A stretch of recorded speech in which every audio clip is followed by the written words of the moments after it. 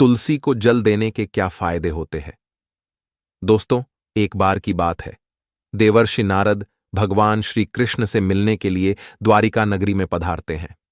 नारद जी को देखकर भगवान श्री कृष्ण प्रसन्न होकर उनका स्वागत करते हुए कहते हैं, आइए देवर्षि, द्वारिका में आपका स्वागत है। आज किस प्रयोजन से द्वारिका में आपका आगमन हुआ है।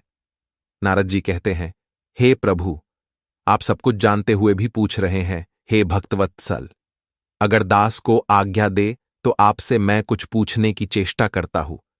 बड़े दिनों से मेरे मन में यह शंका निर्माण हो रही है, सोचा आज आपसे पूछ ही लूं। श्री कृष्ण कहते हैं, हे देवर्षि, अवश्य पूछिए। आपकी हर शंका का समाधान करना मेरा कर्तव्य है। मैं जानता हूं कि आप अवश्य ही समस्त मनुष्यों के हित की बात ही पूछेंगे, इसीलिए आप निसंकोच होकर पूछिए।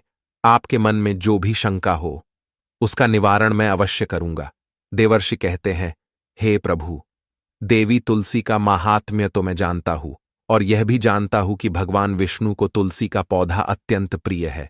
किंतु हे प्रभु, तुलसी को जल देने से मनुष्य को कौन सा फल मिलता है। मैंने देखा है कि अनेक ऋषि मुनि तथा पृथ्वी लोक के निवासी तुलसी को जल अर्पण करते हैं।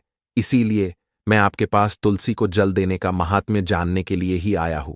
तुलसी को जल क्यों देना चाहिए और तुलसी को जल देने के क्या फायदे हैं, कृपया आप मुझे विस्तार से बताने की कृपा करें। भगवान श्री कृष्ण कहते हैं, हे देवर्षि, आप सत्य कहते हैं। वनस्पतियों में मुझे तुलसी सबसे अधिक प्रिय है। तुलसी साक्षात लक्ष्मी का ही रूप है। तुलसी पत्र के बिना भगवान विष्णु किसी भी प्रकार का भोग भी स्वीकार नहीं करते हैं। हे देवर्षि, आज मैं आपको तुलसी को जल देने के महात्म्य की एक अत्यंत प्राचीन कथा सुनाता हूं। इस कथा के माध्यम से आपको आपके सभी प्रश्नों के उत्तर मिल जाएंगे। जो भी इस कथा को ध्यान से सुनता है उसे 100 वर्षों तक तुलसी को जल देने का फल मिलता है। इसीलिए देवर्षि, आप इस कथा को ध्यान से पूरा अवश्य सुने। देवर्षि कहते हैं, हे प्रभु, आपके मुख से साक्षात माता लक्ष्मी स्वरूपा तुलसी को जल देने का माहात्म्य सुनना बड़े सौभाग्य की बात है। इसीलिए हे प्रभु, आप मुझसे इस महात्म्य को कहिए। मैं ध्यानपूर्वक इसका श्रवण करूंगा और इसका तीनों लोकों में प्रचार करूंगा। फिर भगवान श्री कृष्ण नारद जी को कथा सुनाने लगते हैं। पूर्वकाल की बात है, अवंतीपुरी में धनेश्वर नाम का ब्राह्मण रहता था। वह जन्म से तो ब्राह्मण था, किंतु वह कर्म से भ्रष्ट, कपटी बुद्धि वाला, कंबल तथा चमड़ा आदि बेचकर धन कमाने वाला तथा अत्यधिक झूठ बोलने वाला था। उसका मन हमेशा बुरे काम करने में लगा रहता था। वह चोरी, वेश्यागमन तथा जुए में आसक्त रहता था। उसने अपने जीवन में कभी पुण्य के काम नहीं किए, शास्त्रों का अध्ययन नहीं किया, पूजा पाठ भी नहीं किया। सदैव अपना मन दूसरों के धन पर लगाकर रहता था।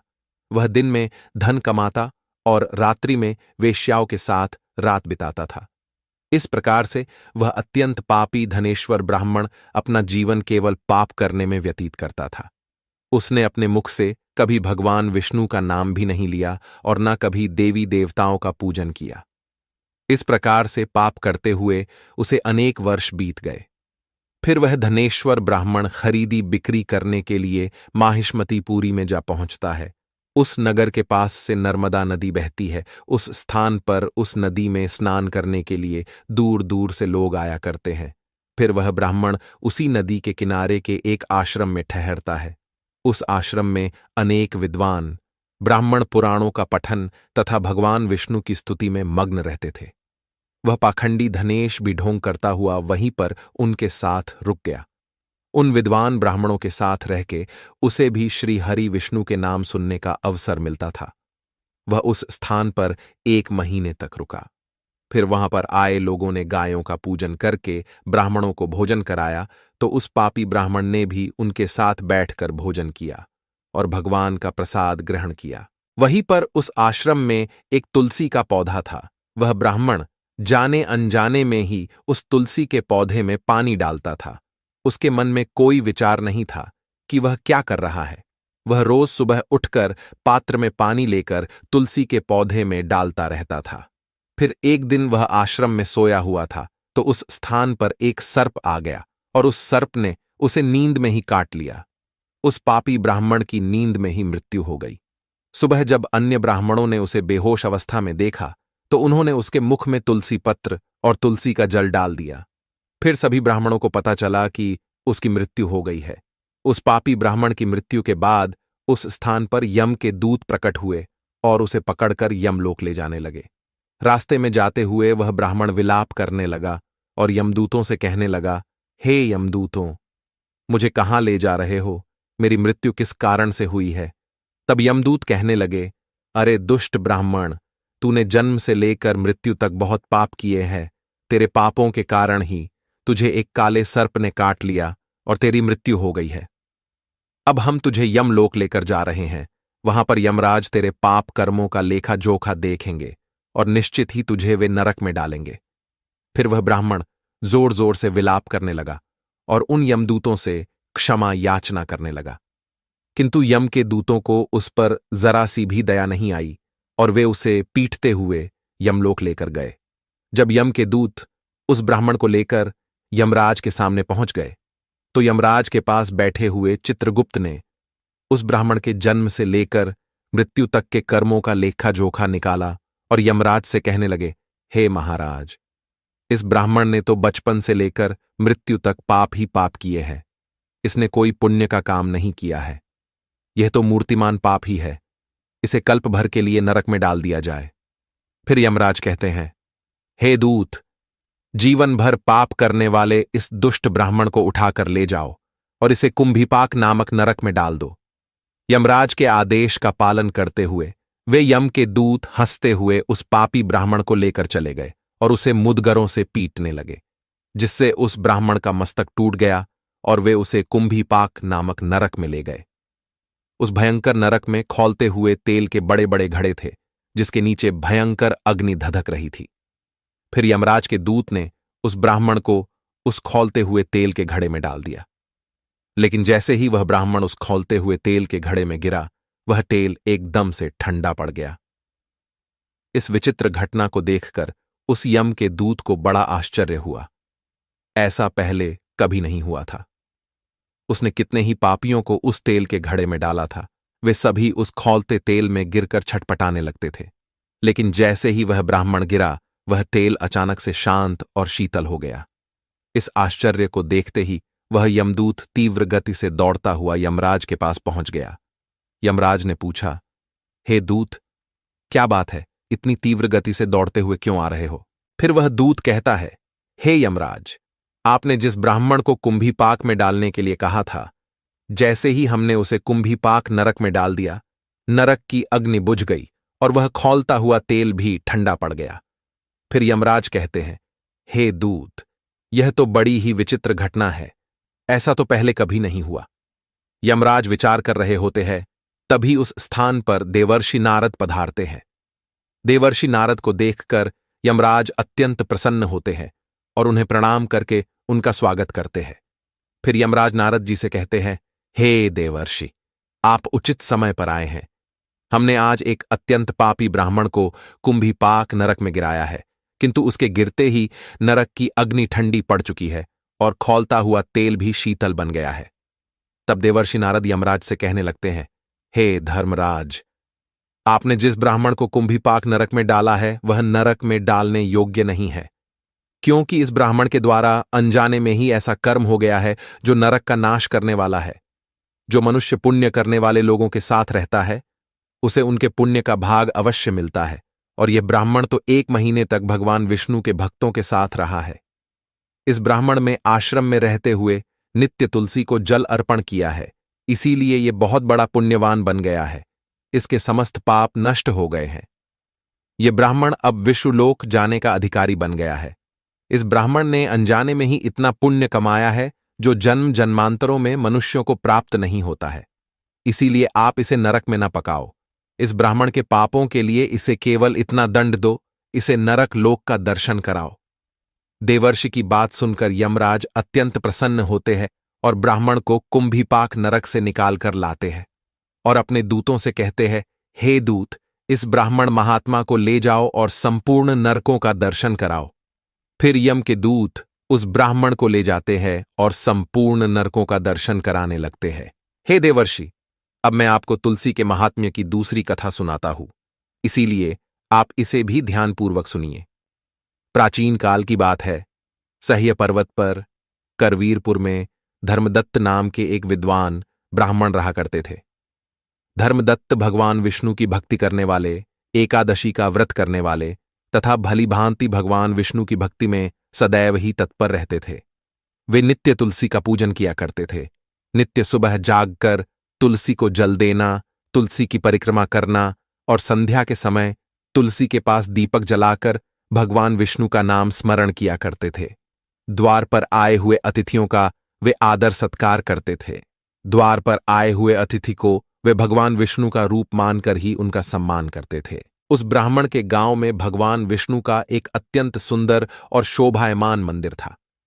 एक दिन वह ब्राह्मण सुबह जल्दी जागकर स्नान आदि कार्य संपन्न करके भगवान विष्णु के मंदिर की ओर निकल जाता है। उसके पास भगवान के पूजन की समस्त सामग्री होती है और साथ में तुलसी जल भी होता है। मंदिर को जाने के लिए जंगल के मार्ग से वह निकल पड़ता है। कुछ देर तक चलने के बाद उसे एक राक्षसी दिखाई पड़ती है जो उसी की तरफ आ रही होती है। उस राक्षसी की आवाज बहुत भयंकर होती है, जिसे सुनकर कोई भी भय से थर थर कांपने लग जाए। राक्षसी के दांत लंबे और टेढ़े मेढ़े होते हैं। उसकी लपलपाती जीभ, ढसी हुई लाल रंग की आंखें, नग्न शरीर और बड़े बड़े ओंठ, सिर पर बड़े बड़े सिंग होते हैं, जिसे देखकर कोई भी साधारण मनुष्य भयभीत हो जाए। वह भयंकर राक्षसी ब्राह्मण को देखकर उसे खाने के लिए उसकी तरफ आने लगती है। राक्षसी सोचने लगती है, आज तो बहुत ताजा ताजा मांस खाने को मिलेगा। आज मेरा शिकार मेरी तरफ ही आ रहा है। उस राक्षसी को देखकर वह ब्राह्मण भयभीत हो जाता है और भगवान से रक्षा की प्रार्थना करने लगता है। वह ब्राह्मण उस राक्षसी से बचने के लिए झाड़ियों के पीछे छिप जाता है, लेकिन वह राक्षसी उसके नजदीक आ जाती है और कहने लगती है, हे मनुष्य, तू मुझसे बच नहीं सकता, तेरी मृत्यु तय है। आज ईश्वर ने तुझे मेरा ग्रास नियुक्त किया है, इसीलिए तू बचने का व्यर्थ ही प्रयास कर रहा है। इस जंगल में मुझसे कोई नहीं बच सकता। जो भी प्राणी मेरे पास आता है वह मेरा भोजन अवश्य बन जाता है। मुझे पता है तू झाड़ियों के पीछे छिपा हुआ है। तेरी आकृति मुझे साफ साफ दिखाई पड़ रही है, इसीलिए तू जल्दी मेरे सामने आ जा। राक्षसी की ऐसी बातें सुनकर ब्राह्मण के पसीने छूटने लगते हैं। वह भय से थर्रा उठता है, उसका अंग अंग कांपने लगता है। फिर वह ब्राह्मण भगवान विष्णु का स्मरण करते हुए सोचने लगता है, मैं भगवान विष्णु का परम भक्त हूं, नित्य उनकी पूजा करता हूं। मुझे राक्षसों से कैसा भय? अगर भगवान की यही इच्छा है तो मैं उस राक्षसी के सामने खड़ा हो जाता हूं। फिर वह ब्राह्मण साहस करते हुए बाहर आ जाता है और साहस करते हुए वह पात्र में रखा हुआ तुलसी दल मिश्रित जल उस राक्षसी के ऊपर फेंक देता है। तुलसी दल मिश्रित जल राक्षसी पर पड़ते ही राक्षसी का अंग अंग जलने लगा और उसके सभी पातक नष्ट हो गए। उस जल के प्रभाव से उस राक्षसी का उग्र स्वभाव अचानक से शांत हो गया और फिर उसे अचानक से उसके पिछले जन्मों का स्मरण होने लगा। उसने पिछले जन्म में जो जो पाप कर्म किए थे वह सब उसे याद आने लगे और उसे नरक में कौन कौन सी सजाएं भुगतनी पड़ी थीं, सब कुछ अचानक से उसे याद आ गया। फिर वह राक्षसी उस ब्राह्मण की ओर देखकर कहने लगी, हे ब्राह्मण देवता, आप कौन हैं? आपने मुझ पर यह कौन सा जल डाल दिया है जिससे मेरा अंतकरण शुद्ध हो गया है, मेरी तामसिक प्रवृत्ति नष्ट हो गई है। मैं तो यहां पर आपको भोजन समझकर खाने के लिए आई थी, किंतु अब मेरी भूख भी शांत हो चुकी है और मुझे अपने पूर्व जन्म के कर्म याद आने लगे हैं। किस कारण से मुझे राक्षसी का शरीर प्राप्त हुआ? पूर्व जन्म के पाप के कारण ही मैं इस दशा को पहुंच गई हूं। इसीलिए हे ब्राह्मण देवता, मुझे क्षमा करके बताने का कष्ट करे। ब्राह्मण कहता है, हे राक्षसी, मैं भगवान विष्णु का भक्त धर्मदत्त हूं और मैंने तुम पर तुलसी दल मिश्रित जल डाल दिया है, जिससे तुम्हारे दुष्ट स्वभाव का नाश हुआ है। हे राक्षसी, तुम मुझे बताओ, तुम कौन हो? तुम कहां से आई हो? इस वन में राक्षसी बनकर क्यों भटक रही हो? किस पाप के कारण तुम्हारी ऐसी दुर्दशा हुई है? मुझे सारी बातें विस्तार से बताओ। यदि तुम्हारी मुक्ति का कोई उपाय हो तो मैं अवश्य करूंगा। फिर वह राक्षसी कहने लगी, हे ब्राह्मण देवता, मैं आपको मेरे पूर्व जन्म का वृतांत सुनाती हूं। पूर्व जन्म में सौराष्ट्र नाम के नगर में भिक्षु नाम के एक ब्राह्मण रहा करते थे, जो अत्यंत गुणवान, पुण्यवान तथा धर्म का पालन करने वाले थे। मैं उन्हीं की पत्नी थी और मेरा नाम कलहा था। उस जन्म में मैं बड़े भयंकर स्वभाव की स्त्री थी। मैंने वचन से अपने पति का कभी भला नहीं किया, कभी उन्हें भोजन नहीं परोसा। मैं अकेले ही मिष्टान्न भोजन करती थी और पति को बासी अन्न खिलाती थी। मैंने हमेशा अपने पति की आज्ञा का उल्लंघन किया, कभी उनकी कोई बात नहीं मानी, हमेशा अपनी ही मनमानी करती थी। कलह करना मुझे विशेष प्रिय था। मैं सदैव ही अपने पति के साथ कलह करती थी। मैंने अपने पति के माता पिता की कभी सेवा नहीं की, उनके साथ सदैव ही दुर्व्यवहार किया। मेरे पति मुझसे सदा दुखी रहते थे। मेरे आचरण से उन्हें बहुत कष्ट होता था। मेरे दुष्ट आचरण से दुखी होकर मेरे पति ने दूसरी स्त्री से विवाह करने का विचार किया। तब मैंने क्रोध में आकर विष खाकर अपने प्राण त्याग दिए। फिर यमराज के 2 दूत मुझे लेने के लिए आ गए और मुझे पाश में बांधकर पीटते हुए यमलोक लेकर गए। यमदूतों ने मुझे यमराज के सामने खड़ा कर दिया। यमराज का विकराल रूप देखकर मुझे बड़ा भय लगने लगा। मुझे देखकर यमराज ने चित्रगुप्त से कहा, हे चित्रगुप्त, देखो तो सही, इस स्त्री ने अपने जीवन में कौन से कर्म किए हैं? इसने कोई शुभ कर्म किए हैं या नहीं? इसके पाप अधिक है या पुण्य? तब चित्रगुप्त ने मेरे कर्मों का लेखा जोखा देखते हुए कहा, हे धर्मराज, इसने तो अपने जीवन में कोई भी पुण्य का काम नहीं किया है। ये स्वयं मिष्टान्न भोजन करती थी और पति को बासी भोजन खिलाती थी। इसीलिए इसे चमगादड़ के जन्म में डाल देना उचित होगा, जहां पर ये विष्ठा खाती हुई जीवन व्यथित करे। इसने सदैव ही अपने पति से द्वेष किया है तथा इसकी प्रवृत्ति सदा ही कलह करने वाली थी। इसीलिए इसे सुअर्णी के जन्म में डाल दिया जाए, जहां पर ये विष्ठा का भोजन करती हुई समय व्यतीत करे। हे धर्मराज, इस पापी स्त्री ने जिस बर्तन में भोजन बनाया, उसी बर्तन में हमेशा भोजन किया है। इसी दोष के कारण इसे बिल्ली के जन्म में डाल दिया जाए, जिससे ये अपने ही संतान का भक्षण करने लगेगी। इस स्त्री ने अपने पति को निमित्त बनाकर विषप्राशन करके आत्मघात किया है। इस अत्यंत निंदनीय कार्य के लिए यह कुछ काल के लिए प्रेत बनकर पृथ्वी पर निवास करेगी। इसे दूतों के साथ मरु प्रदेश में भेज देना चाहिए। वहां पर ये अनेक वर्षों तक प्रेत का शरीर धारण करके रहेगी। चित्रगुप्त के द्वारा इस प्रकार से मेरे कर्मों का लेखा जोखा बताने के बाद धर्मराज ने अपने दूतों को आज्ञा देकर मुझे नरक में डाल दिया। नरक में अनेक वर्षों तक सजा भोगने के बाद मुझे अलग अलग प्राणियों के जन्म में डाल दिया गया। इस प्रकार से अनेक पशुओं के जन्म प्राप्त करके अब मैं इस जन्म में प्रेत बनकर घूम रही हूं। प्रेत के शरीर में आकर मुझे 500 वर्ष बीत चुके हैं। इस प्रेत के शरीर में मैंने अनेक निष्पाप मनुष्यों को खाया है और अनेक प्राणियों का भक्षण किया है। फिर एक दिन मैंने भूख प्यास से पीड़ित होकर एक पुरुष के शरीर में प्रवेश किया। उस पुरुष के साथ मैं कृष्णा नदी के तट पर आ गई। वहां पर भगवान विष्णु के पार्षदों ने मुझे उस पुरुष के शरीर से निकालकर बलपूर्वक वहां से भगा दिया। हे ब्राह्मण देवता, तभी से मैं भूख प्यास से व्याकुल होकर प्रेत बनकर इधर उधर भटक रही हूं। आज मैं इस जंगल में अपनी भूख मिटाने के लिए ही आई थी। तब मेरी नजर आप पर पड़ी, किंतु आपके हाथ से मेरे ऊपर तुलसी दल मिश्रित जल पड़ने से मेरे पाप नष्ट हो गए और मुझे मेरे पूर्व जन्म का स्मरण हुआ, जो मैंने आपको सारा सारा बता दिया है। हे विप्रवर, आप मुझ पर कृपा कीजिए। आप कोई पुण्यात्मा दिखाई पड़ते हो, कृपया आप मुझे इस प्रेत के शरीर से मुक्ति दिलाइए। फिर वह धर्मदत्त ब्राह्मण कहता है, हे राक्षसी, तीर्थ स्नान, दान तथा व्रत आदि कार्यों से मनुष्यों के पाप नष्ट हो जाते हैं, किंतु इस समय पर तुम प्रेत के शरीर में हो, इसीलिए ये कार्य तुम नहीं कर पाओगी। तुम्हारी ऐसी दुर्गति देखकर मुझे बड़ा दुख हो रहा है। तुम्हारा दुख देखकर तुम्हारा उद्धार किए बिना मेरे मन को शांति नहीं मिलेगी। मैं भगवान विष्णु का भक्त हूं और मैं नित्य तुलसी को जल देता हूं, तुलसी को प्रणाम करता हूं। शास्त्र कहते हैं कि जो तुलसी को जल देता है उसके समस्त पाप नष्ट हो जाते हैं। इसीलिए मैं तुम्हें मेरा तुलसी को जल देने का पुण्य प्रदान करता हूं। यह पुण्य लेकर तुम उत्तम गति को प्राप्त हो जाओ, ऐसी मैं भगवान विष्णु के श्री चरणों में प्रार्थना करता हूं।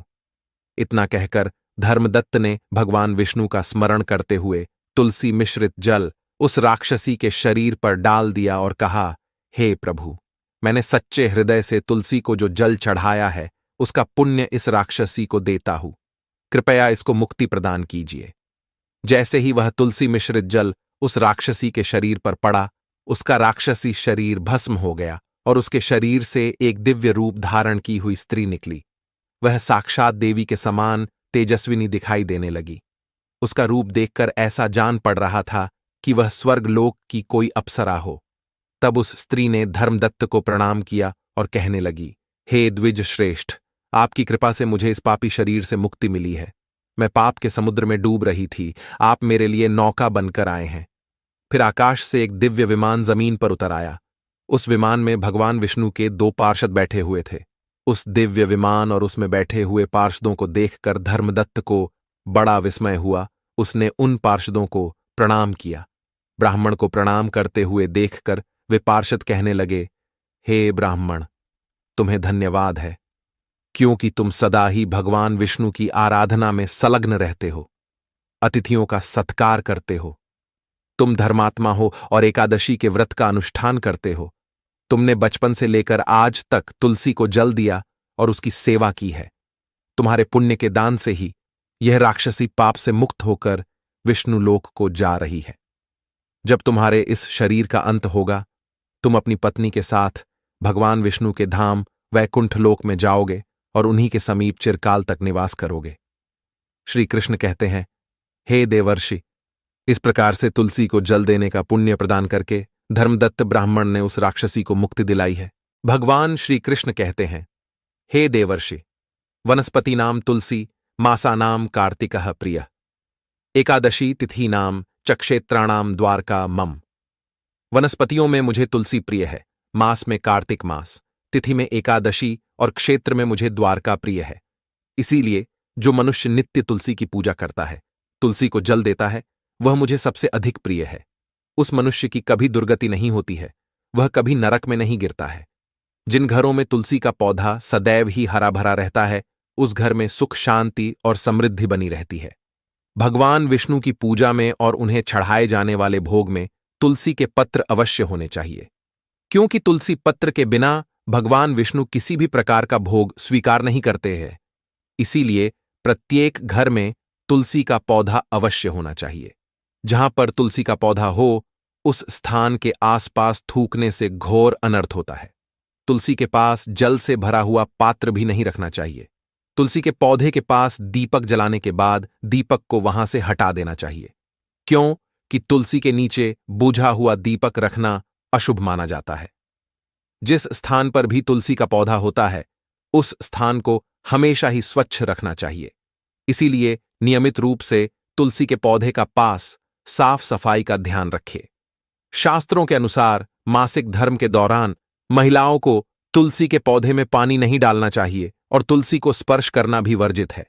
तुलसी को बिना स्नान किए जल नहीं देना चाहिए और पैरों में चप्पल आदि पहनकर भी तुलसी को जल ना दे। तुलसी को जल देते समय ध्यान रहे कि वह जल आपके पैरों पर ना पड़े, इससे तुलसी का अपमान होता है। श्री कृष्ण कहते हैं, नित्य तुलसी के दर्शन से मनुष्य को स्वर्ग की प्राप्ति होती है और तुलसी पत्र के सेवन से उसके सभी पाप नष्ट हो जाते हैं। तुलसी का पौधा हमेशा ही घर के सामने लगाना चाहिए। इसे पूर्व अथवा उत्तर दिशा में लगाना सबसे अधिक शुभ होता है। हे देवर्षि, इस प्रकार से मैंने आपको तुलसी को जल देने का महात्म्य सुना दिया है। अब आपकी सभी शंकाओं का समाधान हो गया होगा। देवर्षि कहते हैं, हे प्रभु, आप धन्य हैं। आपके मुख से तुलसी को जल देने का महात्म्य सुनकर मुझे बड़ी प्रसन्नता हो रही है। इस कथा का श्रवण करके मेरे मन की सभी शंकाओं का समाधान हो गया है। अब मैं इस कथा का तीनों लोकों में प्रचार करूंगा। तो दोस्तों, इस प्रकार से भगवान श्री कृष्ण ने तुलसी को जल देने का महात्म्य नारद जी को सुना दिया। आपको यह कथा कैसी लगी, कमेंट करके अवश्य बताएं। आपने इस कथा को ध्यान से पूरा सुना, इसलिए आप सभी का धन्यवाद। आप इस कथा को शेयर करके इसका प्रचार अवश्य करें। अगर जानकारी अच्छी लगी तो वीडियो को लाइक जरूर करें। कमेंट में जय श्री कृष्ण अवश्य लिखें। साथ ही चैनल को सब्सक्राइब करें। आप सभी का धन्यवाद।